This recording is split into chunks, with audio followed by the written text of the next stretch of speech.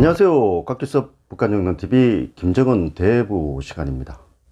오늘은 지난 시간에 이어 최근 논란이 되고 있는 김정은 정권의 안정성 문제에 대해서 한번 짚어보도록 하겠습니다.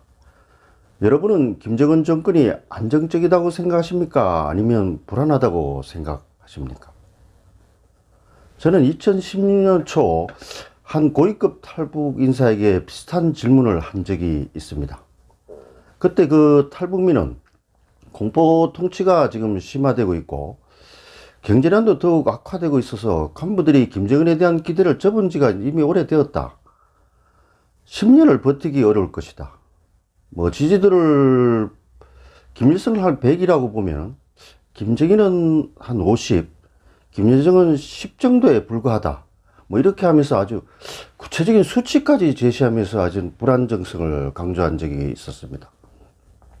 그런데 그 똑같은 그분한테 2018년도 여름 그때 미북 정상회담이 한참 진행이 된 이후에 어떤 똑같은 질문을 해보니까 이제 강력한 대북 제재 속에서도 어떤 장마당도 활성화되고 비경제도 이제 또 여러 분야에서 늘어나고 이렇게 해서 또 거기다가 이제 김정은이가 트럼프하고 회담을 하고 시진핑 우리 문재인 대통령 이렇게 계속 회담을 하는 걸 보고 나서는 특히 그 평양을 비우고 싱가포르까지 그 비행기를 타고 가서 트럼프와 회담을 하는 걸 보고 나서는 이제 평양이 안정화되었다. 이제 김정은 정권도 어느 정도 자신감을 가졌다. 권력이 공고화되었다. 이런 정말 전혀 다른 한 1년여 사이에 전혀 다른 진단을 했었거든요. 그런데 만약 지금 그분한테 또 제가 다시 질문을 하면 어떨까요? 저는 아마 또 비관적으로 변하지 않았을까 이런 생각을 좀 해봅니다. 아직 물어보지는 않았지만요.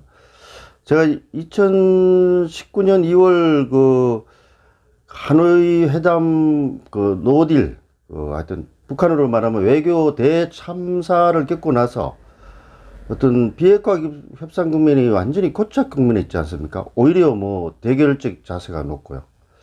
굉장히 이런 거, 그 다음에 그로 인한 그 대북 제재가 계속 되고 있고, 또 그에 따라서 경제난도 또 심화되고 있고, 게다가 또 코로나19까지 겹쳤지 않습니까? 아마 제가 안 물어봐도 그 탈북민은 조금 생각이 또 바뀌었을 것 같습니다. 저는 이제 북한 문제를 이렇게 다루면서 탈북민은 고사하고 그 대북 첩보를 가장 민감한 첩보까지 접하는 그 주한미군 사령관들이라든지 심지어 우리 대통령도 그렇죠. 어떤 북한 체제의 미래에 대해서 서로 다른 진단을 하는 것을 가끔 봤습니다. 여러분들도 많이 보고 계시죠. 북한을 다녀온 사람들이 어떤 영상물을 만든다든지 대담을 할 때 보면 서로 다른 진단을 합니다. 정말 여러 혼란이 생길 정도겠죠. 근데 이런 현상은 자연적이라고 저는 봅니다. 왜 그런가 하면 북한사는 일단 폐쇄사이고 어떤 전체를 보기가 힘듭니다. 어떤 관광을 하더라도 북한이 보여주는 걸 보고 영상물은 당연히 북한이 보여주는 걸 보고요. 어떤 탈북민들도 어느 지역이라든지 이런 데 한정돼서 생각했고 어떤 그 정보를 다루는 사람들도 그 정보의 모든 걸 속속이 접할 수는 없거든요. 그래서 저도 그런 걸 많이 경계하면서 가능하면 그 많은 영역을 객관적으로 한번 접근해 보려고 노력을 하고 살았습니다. 그래서 저는 오늘 이것도 완전치는 않지만은 어떤 민간기업에서 어떤 마케팅 전략을 수립할 때 민간기업에서는 돈을 벌어야 되지 않습니까? 수익을 창출해야 하기 때문에 자기 아픈 곳까지 다 분석을 해서 경쟁을 갖추는 게 민간기업 아닙니까? 그래서 민간기업이 마케팅 전략을 수립할 때 활용하는 스와트 분석 기법, 이걸 적용해서 김정은 체제의 안정성을 한번 짚어볼까 합니다. 그 스와트 분석 기법은 스트렝스, 강점, 위크니스, 약점, opportunities, 기회, 스레츠의 4가지 위험 요인으로 구분해서 기업의 그 내부, 외부의 환경적 요소를 파악, 분석하는 분석 방법론입니다. 이 같은 분석 기법을 김정은 정권에 한번 적용해 보면, 먼저 김정은 체제의 가장 큰 장점은 수령론에 의해서 김씨 일가의 통치가 아주 당연시 되는 데 있습니다. 거기다가 이중 삼중의 그 철통 같은 감시책으로 인해서 당 정부는 물론이고 주민들의 저항이 근본적으로 불가능한 사회라는 점입니다. 특히 경제난에 익숙해 있다는 점도 큰 강점이죠. 정말 아이러니합니다. 북한 체제의 아주 큰 특징은 이런 주민들이 어떤 본격적인 산업화나 민주화를 경험하지 못하고 조선시대를 거쳐서 일제 식민 통치시대, 그 이후에 6.25 전쟁, 그 이후에는 한 75년 동안 그 공산 독재를 겪고 있지 않습니까? 주민들은 늘 배를 골았습니다. 그리고 끊임없는 세뇌 교육을 받았습니다. 그리고 북한 사회는 닫혀져 있었습니다. 그래서 어떤 순응하며 사는 게 아주 일상화되어 있는 사회라고 보면 저는 북한을 보기가 쉽습니다. 우리 뭐 60년대 이런 때 사실 그렇지 않습니까? 그야말로 배고프게 북한 정권이 어떤 걸 선전하는 대로 거의 믿고 살지 않았습니까? 그 위에 이제 민주화가 진행됐지만요. 게다가 그 김정은은 3대 세습만 한 게 아닙니다. 200만 평양 시민, 더 나아가서 400만 노동당원 전체가 어떤 3대 세습을 하고 있는 희한한 나라입니다. 운명공동체, 말이 좋아서 운명공동체, 악의적 공생관계에 있다고 보면 됩니다. 여기에다 이제 핵미사일 무기를 갖췄지 않습니까? 뭐 이것도 앞으로 엄청난 강점으로 작용할 겁니다. 이와는 달리 김정은의 출생 비밀, 건강, 최근 심화되고 있는 경제난, 권력층의 보신주의와 부정부패, 양극화 현상 등은 정권 공과의 큰 장애물이라고 할 수 있습니다. 그러나 이러한 그 현상을 곧바로 정권의 붕괴 징후로 연결시키는 것은 논리의 비약이 좀 있다고 저는 생각합니다. 예를 들면 지금의 북한의 사회구조와 문화적 측면에서 아주 유사하다고 할 수 있는 조선시대를 보면은 1970년에서 71년까지 경신대기근이 있었습니다. 그 당시에 인구 1100만 명 가운데 100만 명 이상이 굶어 죽었습니다. 그렇지만 조선왕조는 그 이후에도 200년이나 끄떡없이 지속되지 않았습니까? 멀리 갈 필요도 없습니다. 지난 90년대 중반 고난의 행군 당시에 북한의 공식 발표 수치만 해도 수십만 명의 아사자가 발생하지 않았습니까? 그래도 지금 끄떡없이 지금 북한 체제가 유지되어 오고 있지 않습니까? 특히 최근 북한 사회는 뭐 어렵다 하지만은 지난해 그 농산물 작황이 좋아진 데다가 그 장마당이라든지 가정농, 개인 텃밭 뭐 이런 비공식 경제, 가족들이 그 개인적으로 어떤 자부주의 시스템으로 활용하는 그런 어떤 그 시장 경제적 요소들이 이제 접목이 되고 나서부터는 상당히 자급자족적인 체제를 가족들이나 개인들이 가지고 있습니다. 그리고 국제사회 그 식량 지원도 끊임없이 지속되고 있지 않습니까? 그래서 90년대 중반처럼 아사자가 발생할 가능성은 이제 그다지 크지 않다고 봐야 합니다. 따라서 요즘 그 문제로 대두되었던 평양 지역의 그 생활난 문제도 어떤 배급 체계의 문제는 발생한 것으로 보입니다. 그렇지만은 뭐 당국이 특히 중앙에서 나서서 신속하게 대처가 이루어졌기 때문에 그렇게 파장력이 지속되고 크게 발전하지라고 저는 보지 않습니다. 그래서 이런 문제도 어떤 경제난 문제도 어떤 가지도 봐야 되잖아요. 큰 숲도 봐야 되지 않느냐. 저는 이런 생각을 가지고 있습니다. 그리고 무엇보다도 중국이 있습니다. 중국은 북한을 완충지대, 버퍼존으로 생각하고 있는 나라입니다. 러시아도 있지 않습니까? 그래서 경제난에 기초한 북한 체제 붕괴설은 역사적으로나 지금 30여 년 동안의 북한 사례를 볼 때 정말 아무도 책임을 지지 않는, 정말 필요할 때 이야기하는 그냥 아니면 말고식의 주장인 것이 지금까지는 대부분이었습니다. 뭐 앞으로 전혀 북한이 경제난으로 해서 어떤 돌급변 사태가 날 가능성 우리가 전혀 배제할 수는 없겠지만은 이 경제난 때문에 북한 체제가 붕괴한다고 보는 것은 굉장히 논리의 비약이라고 저는 생각합니다. 다음으로 기회 요인은 엄청납니다. 북한은 지정학적으로 해양과 대륙의 연결 지점에 있어서 글로벌 교류 협력의 교량 역할을 할 수 있는 천혜의 입지 조건을 가지고 있습니다. 특히 일본과 수거 협상을 시작하면 최소한 100억 불 이상의 어마어마한 자금을 확보할 수 있지 않습니까? 게다가 지금은 교착 국면에 있지만 비핵화 협상이 어느 정도 진척이 된다면 북한으로 몰릴 전 세계 어떤 경제인들의 관심과 외자, 물자 이동 눈에 선합니다. 반면에 오랜 기간 동안 대북 제재는 굉장히 위협적인 요인으로 작용하고 있습니다. 굉장히 북한 체제가 한 번도 겪어보지 못한 그런 지금 한 번도 겪어보지 못했다는 말은 맞지 않지만은 상당히 어려운 지경에 지금 가고 있지 않습니까? 중국과의 교역이 일단 90%로 늘어났습니다. 다른 데서 도와줄 수가 없으니까요. 근데 중국과의 교역이 90%의 또 적자를 보고 있습니다. 중국 해관총수의 수출입 현황 자료에 따르면 북한은 2019년도에 중국으로부터 25억 7천만 달러 상당의 물품을 수입하고 2억 1천만 달러를 수출해서 약 23억 달러 이상의 무역 적자를 기록했습니다. 코로나19와 대북 제재 국면이 지금처럼 지속된다면 상당한 위험 요소로 작용할 것으로 보입니다.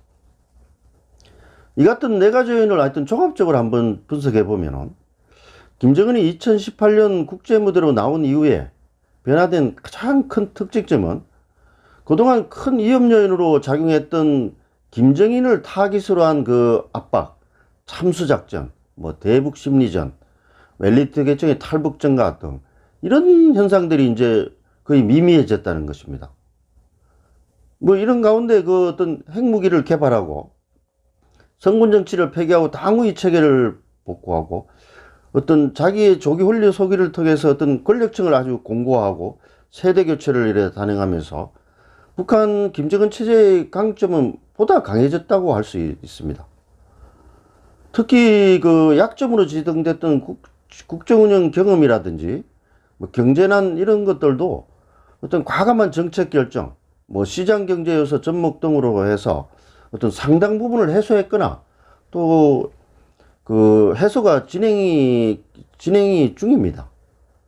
지금 이제 가장 큰 난제라고 할 수 있는 경제난 문제는 남북 교류 협력과 코로나19 진정을 통해서 중국과의 인적 물적 교류가 복원된다면, 그리고 미국과의 비핵화 협상이 좀 진척이 된다면은 어떤 이런 기회의 요인, 오퍼튜니티의 측면에서는 완전히 날개를 달 가능성이 큽니다.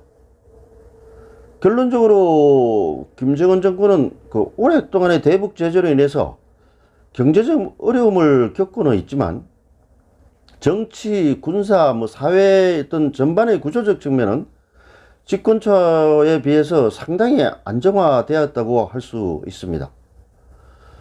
수령론 등 북한 특유의 권력 이론 체계를 기초로 해서 법, 조직, 인사의 제도적 기반, 선대 후광 활용과 차별화의 지도자 상징 조작, 핵보유국 지위 확보와 시장경제에서 접목 등 정책 노선을 통해서 권력을 완전히 장악하는 데 성공했다고 봐야 합니다. 그런데 경제가 여전히 김정은의 발목을 잡고 있습니다. 전문가들은 북한의 외환 보유고가 1, 2년 내에 이제 바닥을 보일 것이다, 이런 비관적 전망까지 내놓고 있습니다. 그렇지만 저는 다시 한번 강조합니다. 북한의 경제난이 심각한 맞습니다. 앞으로 더 심해질 가능성도 있습니다. 그러나 이런 어려움 속에서 북한이 우리의 경제 지원과 교류협력 제의를 아주 콧방귀를 끼고 미국과의 대결적 자세를 견지하는 그 이유, 그 자신감을 한번 생각해 봐야 됩니다. 그 자신감이 어디에서 나올까요? 저는 김정은이 경제가 어려운 건 맞다, 그렇지만 아직은 견딜 수가 있다, 더 큰 빅들을 위해서는 우리가 좀 참아야 된다, 자칫 잘못하면 공든탑이 무너질 수 있다. 핵도 뺏기고 경제도 망하고 체제도 붕괴될 수 있다. 이런 정말 그들의 표현대로 하면 적들의 책동에 휘말릴 수 있다. 이런 평가를 하고 또 간부와 주민들에게 주문을 하고 있다고 저는 보고 있습니다. 일단 지금까지 제가 스와트 분석 결과와 김정은의 대전략, 그리고 최근에 1년의 강경 드라이브 국면을 종합적으로 한번 고려해 보면은 김정은은 핵과 경제라는 두 마리 토끼 잡기를 계속 추구해 나갈 것으로 보입니다. 이러한 과정에서 어떤 대북 제재, 그리고 코로나19의 국면의 향배가 어떻게 진행되느냐가 굉장히 중요한 변수로 작용할 것으로 보입니다. 앞으로 김정은은 내부적으로는 내핍을 강요하면서 핵미사일 개발에 마침표를 찍기 위한 전략무기 도발을 자행할 가능성이 크다고 저는 보고 있습니다. 그 이후 선신뢰 조성과 후 단계적 동시적 조치를 기조로 하는 비핵화 협상, 좀 더 정확히 말하면 군축 협상의 여건을 조성하는 데 주력할 것으로 보입니다. 그리고 그 협상의 진척도에 따라서 김정은식 개혁개방의 시기와 폭을 저울질해 나갈 것으로 전망됩니다. 지금 우리 사회에서는 김정은의 건강 상태로 볼 때 조만간 사망할 것이다. 식량난으로 인해 급변 사태가 발생할 가능성이 크다. 김정은은 젊은 지도자이고 개혁 개방에 친화적이다. 아니, 국제사회가 조금만 양보하면 비핵화를 할 것이다. 아주 적극적으로 실천할 수 있는데 국제사회가 지금 그걸 가로막고 있다. 이 같은 아주 판이한 주장들이 같이 공존하고 있습니다. 그러나 저는 이 같은 주장들은 모두가 그 김정은의 다중적인 퍼스널리티, 그리고 급변하는 국내의 다양한 변수들을 고려치 않고 어떤 단선적이고 일방적인 주장, 소망성 사고라고 저는 생각하고 있습니다. 김정은은 초고도 비만의 스트레스를 받고 있습니다. 그렇지만 아직 혈기왕성한 젊은 지도자입니다. 30대 중반에 불과하지 않습니까? 그리고 김씨 일가만 3대 세습을 하는 게 아니고 특권 계급 모두가 3대 세습을 하고 있는 나라입니다. 북한은 무계급 사회가 아닙니다. 지구상 최악의 계급 사회라고 할 수 있습니다. 조지 오웰의 소설 1984에서 나오는 빅브라더와 같은 거미줄 같은 감시망이 작동하는 사회입니다. 싫든 좋든 운명 공동체, 제가 악의적 공생관계라고 하지 않았습니까? 그런 관계에 있습니다. 누가 자기 목숨을 걸고 고양이 목에 방울을 달겠습니까? 너무 많은 기대를 해서는 안 될 것 같습니다. 그리고 고사총을 활용한 잔인한 권력 숙청, 이번 개성 남북 연락사무소 폭파에서 봤듯이 김정은의 선의만 믿고 접근해서는 그야말로 모래에 집을 짓는 꼴이 됩니다.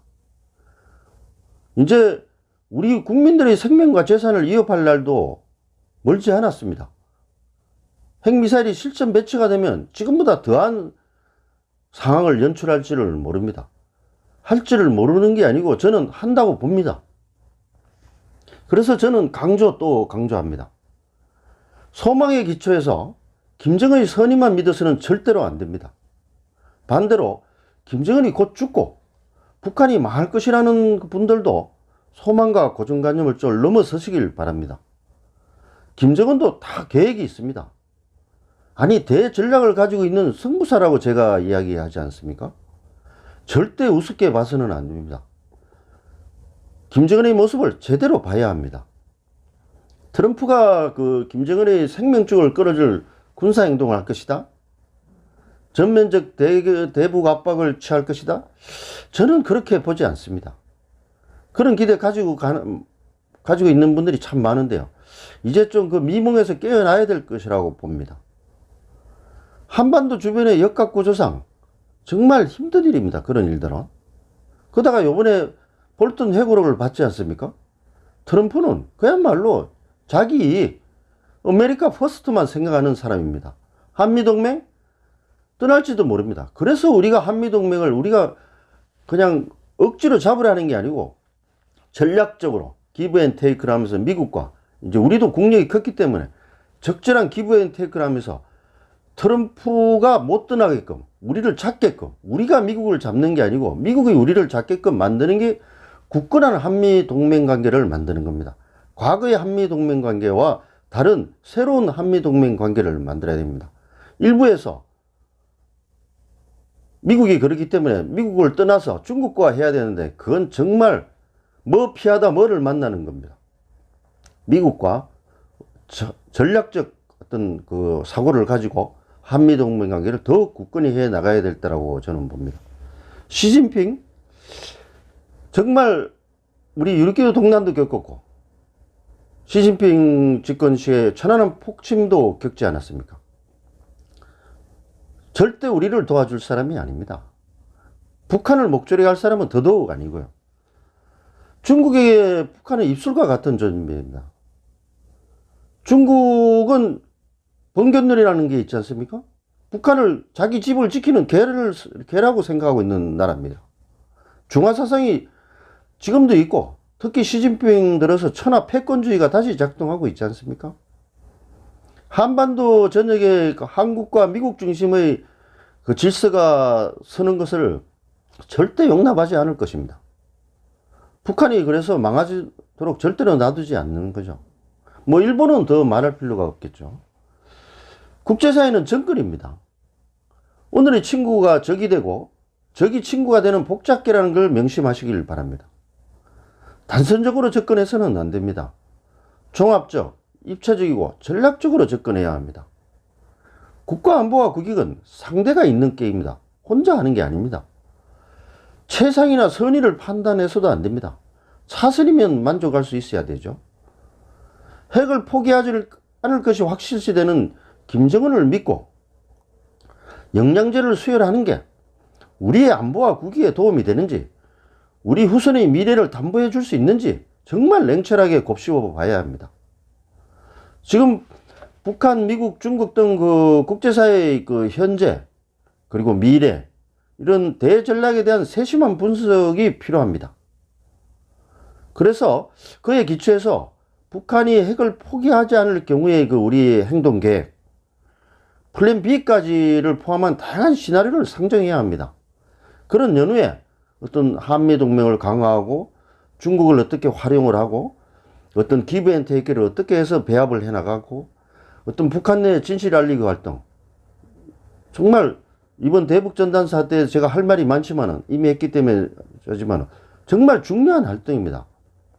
모든 일은 작은 일부터 해서 나비 효과가 나는 겁니다. 그래서 어떤 북한 내 진실 알리기 활동 정말 멈춰서는 안 됩니다.